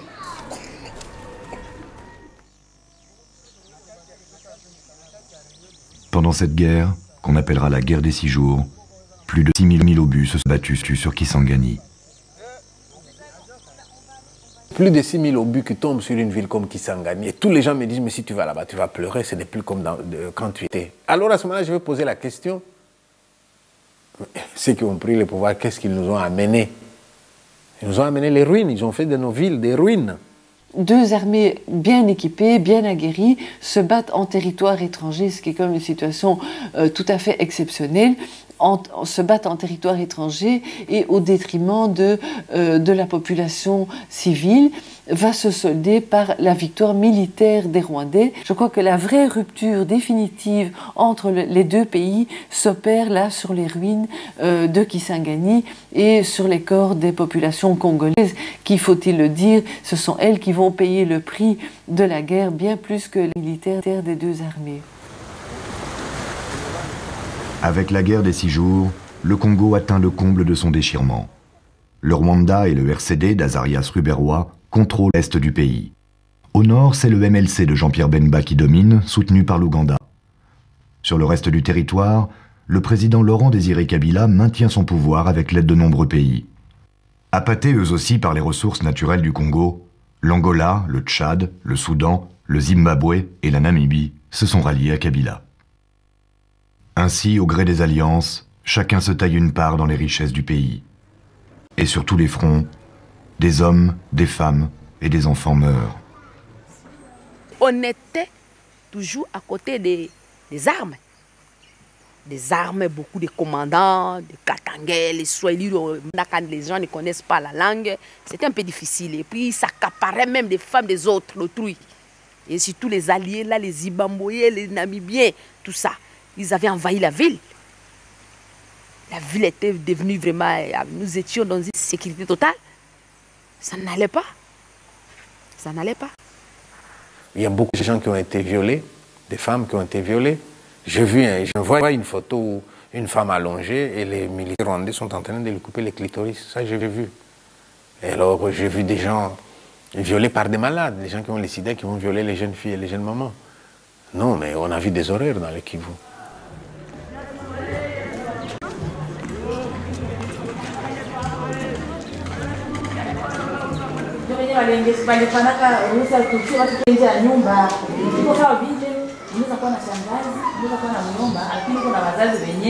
Kule kwenye walipie vitu vyote wakashambula vyote wakabeba mnyumba na bwanangu naye wakamuua na baba na mama wote wakawaua. Maanake hivi niko yatima, kukosa baba, kukosa mama na kukosa bwana. Vile vita njo iliniletea vile vyote. Ili kunikamata njo wakaniharibisha na nilikuwa na mimba ya miezi 9. Hata na wewe ujiweke pahali yangu. Ulikuwa na wale bajamaa wako wote, kisha bakie wewe peke. Kisha ile kubakia wewe peke. Manake vilionekana kama siye ba mama, manake bapapa wote waliundaka, manake waliundaka vita ikuye, manake tulikuwaka tulizaliwaka, mwanamke njo alizalaka bwana. Na kama mwanamke Mungu alishushaka nguvu zika, mwanamke akapata ile mimba, akazala ule bwana, na ule bwana manake hataki vivi aonekane mumacho.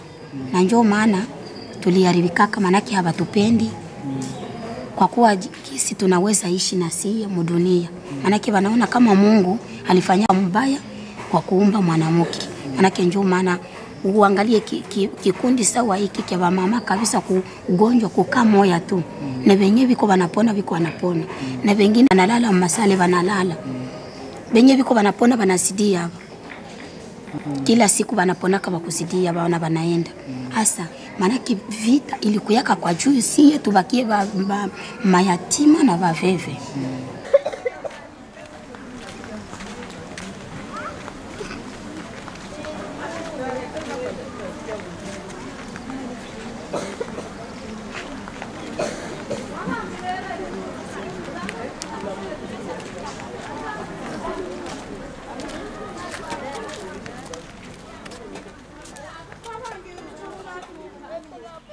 Peuple congolais, mes chers compatriotes, la République démocratique du Congo est en deuil. Le 16 janvier 2001, Laurent Désiré Kabila est assassiné.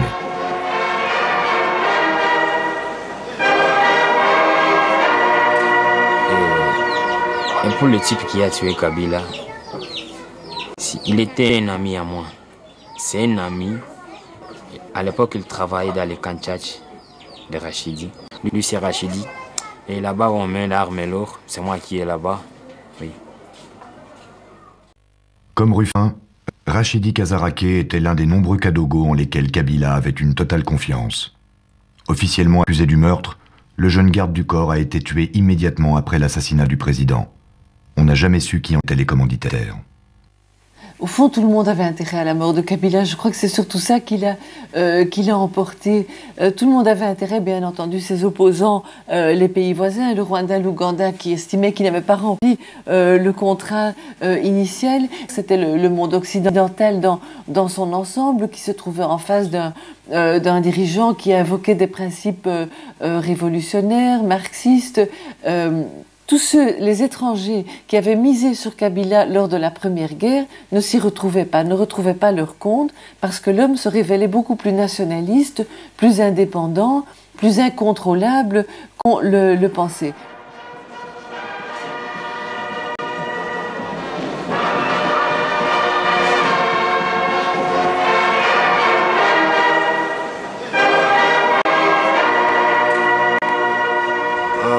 La mort de Kabila, comment elle a été vécue ici, il n'y avait pas de regret, c'était quelque sorte un soulagement, parce que les gens en avaient assez, les bombardements, la guerre, et la rébellion ne faisait qu'avancer, l'armée gouvernementale n'arrivait pas à récupérer certaines localités. Pour la population, c'était presque un soulagement. Pour moi, c'était un soulagement, parce que j'étais freinée. Freinée. Je me suis même posé la question, cette nuit-là, je ne sais pas. Je me suis dit, mais pendant 3 ans maintenant, cet homme est arrivé. Mais qu'est-ce que vraiment nous avons senti? Mais rien. Et donc, je ne sais pas dire, est-ce que c'était un soulagement, est-ce que c'était... Il y a des gens qui ont dit que c'était prévisible. C'était prévisible, mais on était inquiet quand même en se disant, oui, maintenant qu'on l'a tué, qui va prendre le pouvoir? Alors, si la mort de Kabila n'a pas livré tous ses secrets, loin s'en faut, sa succession n'a pas livré tous ses secrets, elle non plus. Parce que Kabila est abattu et on constate que tout le monde se met d'accord sur un nom qui est celui du fils préféré de Kabila, auquel il avait donné toutes ses faveurs, il avait essayé de le former depuis longtemps. On dit on va faire venir Joseph, sur lui au moins tout le monde se met d'accord.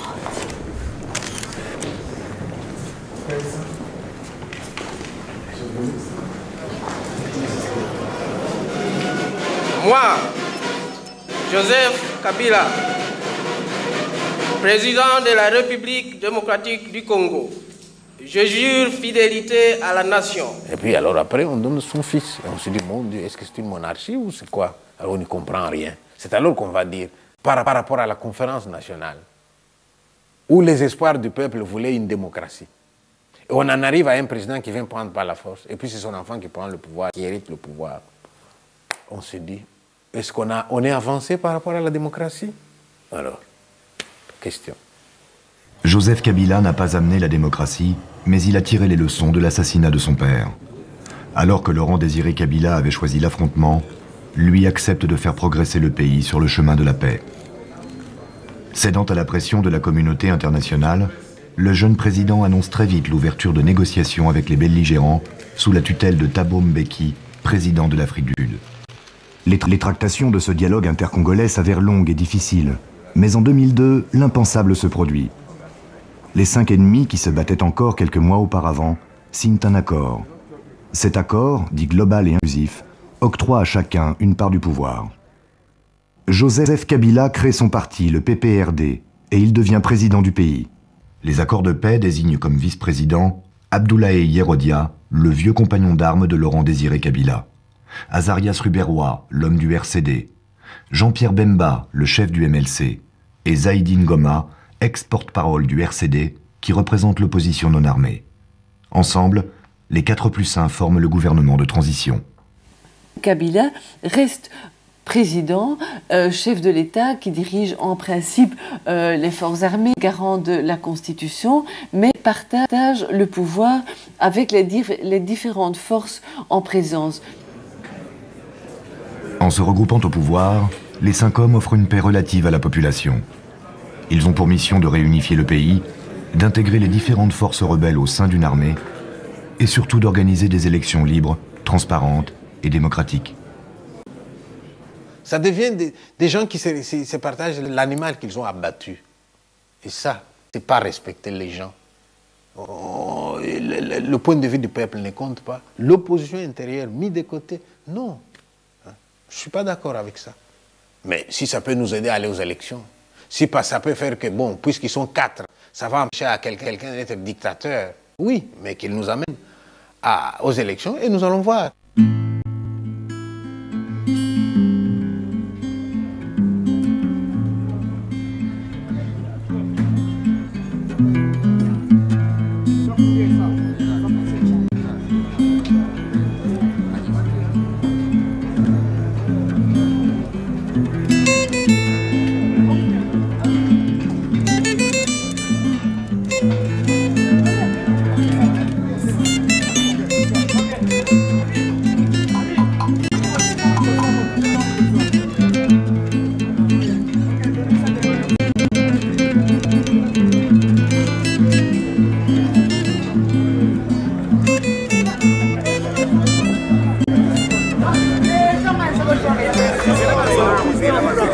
C'est là-bas. Ça c'est qui?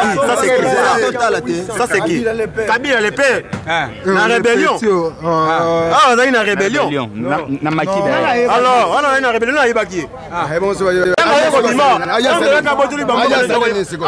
Mais le Lomboka yango asalini. Bomboka salini.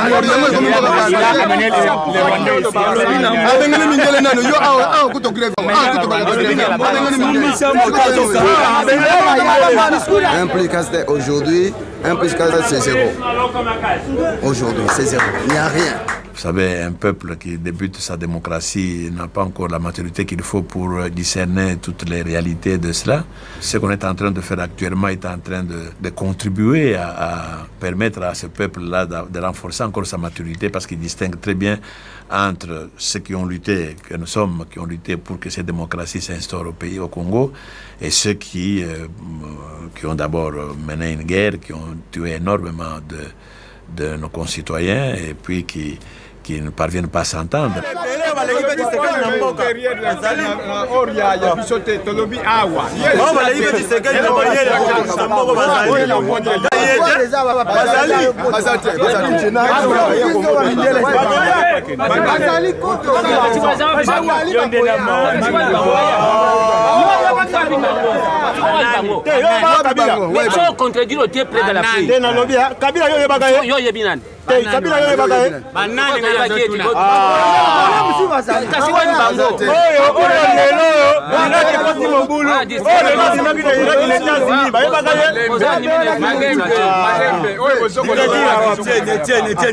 Les Congolais continuent à avoir confiance, même à confirmer encore leur confiance dans l'UDPS, le parti qui a lutté de la manière qu'ils savent, et que avec cette confiance-là, nous sommes certains que l'UDPS va sortir vainqueur aux prochaines élections.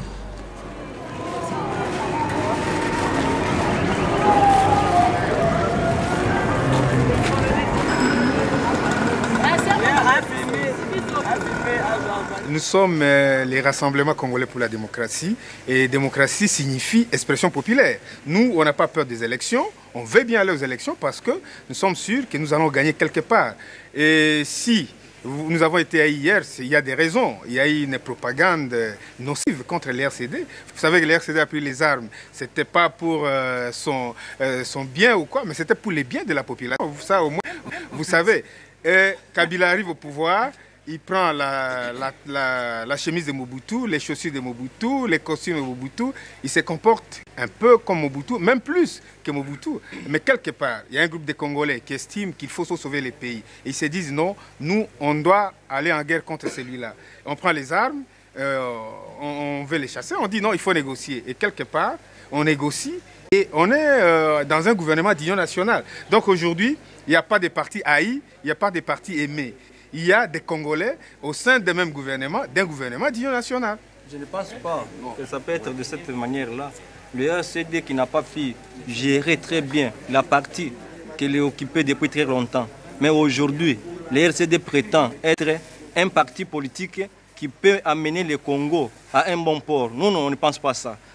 Aujourd'hui, si le gouvernement de transition ne marche pas, c'est à cause du RCD. Le RCD est en train de mobiliser des petits groupes qu'il a stationnés à l'est du pays pour déstabiliser toujours du Congo. Là, ce sont des présomptions dangereuses parce que de toutes les parties dirigées sous la rébellion, il n'y a que la partie RCD qui a été la mieux administrée. L'université a fonctionné tout le temps. Il n'y a pas eu d'année blanche. Alors qu'ailleurs, il y a eu même création de nouvelles entités. Vous avez fonctionné convenablement. Ces partis-là ne sont pas attaqués, sauf RCD qui est haï par les Congolais. Est-ce que vous nous prouvez que le RCD est le parti des Congolais de Rwanda? Donc, pour le moment, ça continue jusqu'au ce n'est pas une question de propagande. Le RCD a... Je ne sais pas moi, à une ethnie, à quelque chose, à des étrangers. Mais ce n'est pas vrai. Nous sommes des Congolais. Ça, si vous regardez très bien, l'RCD ne fait pas seulement partie des Congolais. Si on voit encore de près, c'est un parti-là soutenu par les Rwandais. Et s'il sait, ces mêmes Rwandais-là continuent... Écoute-moi, tu n'as pas la parole, c'est moi qui ai la parole. Les Congolais réfléchissent. Ça, c'est votre opinion, je la respecte. Mais les Congolais réfléchissent. Chacun est libre de choisir ce qu'il veut. Mais ne veut pas dire que c'est parce que vous décrétez cela, tous les Congolais vont être derrière vous. Monsieur, qu'est-ce qu'on prendrait, selon vous, un étudiant qui s'adhérerait au RCD à ce moment-ci? La mort. C'est la mort. Vous allez lapider. C'est pas grave. C'est une opinion. Nous devons savoir que...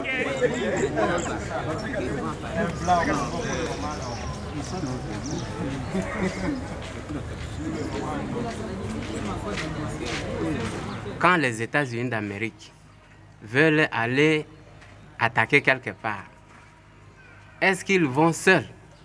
Non. Les plus forts du monde vont attaquer avec des alliés. Et si les MLC aujourd'hui demandent aux Ougandais de pouvoir les aider avec des armements ou avec des hommes, ça devient un problème. Moi, je pense que c'est un faux problème. Ça, c'est un faux problème. Donc, on laisse le MLC et ses adeptes tranquilles préparer les élections, à atteindre notre objectif, qui est d'arriver au pouvoir, prendre le pouvoir, l'exercer, le conserver le plus longtemps possible. Voilà. Non, moi je ne suis pas pessimiste. Je crois que la population veut nécessairement que nous aboutissions de la mise en place d'un état de droit des élections. Ça c'est clair. Je crois que tous les dirigeants de ce pays le savent. Je n'ai pas encore entendu un seul dire qu'il ne veut pas des élections dans ce pays. Nous avons des personnes avec qui nous travaillons. On s'est fait la guerre pendant 5 ans. Ceux qui ont l'art d'insulter ont insulté les autres. Maintenant, on n'a pas de choix. On a les sorts communs entre les mains. Si la transition ne marche pas, on ne dira pas « moi j'étais bon, j'étais un bon ministre, j'étais un bon vice-président », c'est l'autre. Non, c'est tout le monde. Et donc on est obligé de travailler ensemble. Je dois avouer que ce n'est pas facile parce que il y a beaucoup de préjugés, il y a beaucoup de... nous avons des backgrounds différents, nous avons même des visions différentes, pourquoi pas, nos projets de société sont différents. Mais le sort du pays est entre nos mains.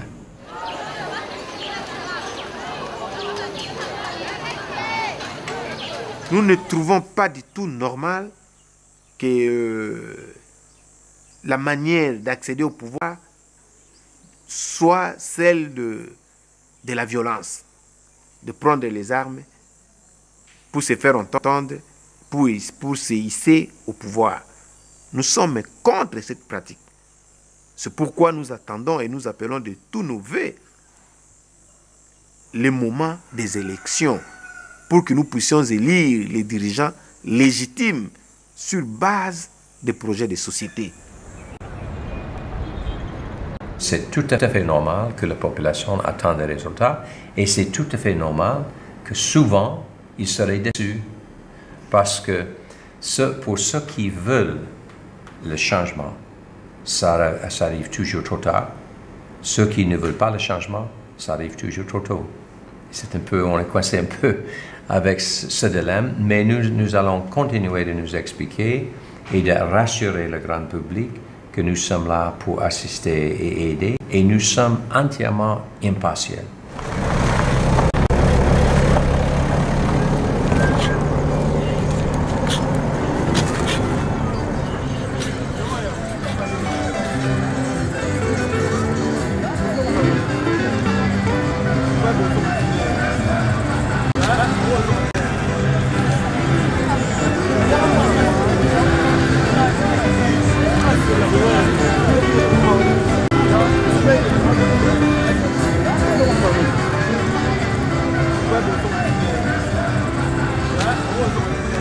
ce n'est qu'une vie que les Quinois, les Congolais en général, voudraient vivre. Ce n'est qu'un mythe, c'est même pas une réalité parce que les Quinois n'ont pas une vie décente. Nous, on a terminé les études. On n'a pas du travail. Pourquoi? Parce qu'il n'y a pas des investisseurs. Maintenant, ce sont les seigneurs de guerre qui doivent régner dans le pays, ça ne va pas. Et ceux qui ont mené la transition, l'opposition politique non armée, où serait leur place? On nous prend des gens que nous n'avions jamais connus dans l'histoire du pays, les gens comme des Aïd Ngoma, on les met des vice-présidents.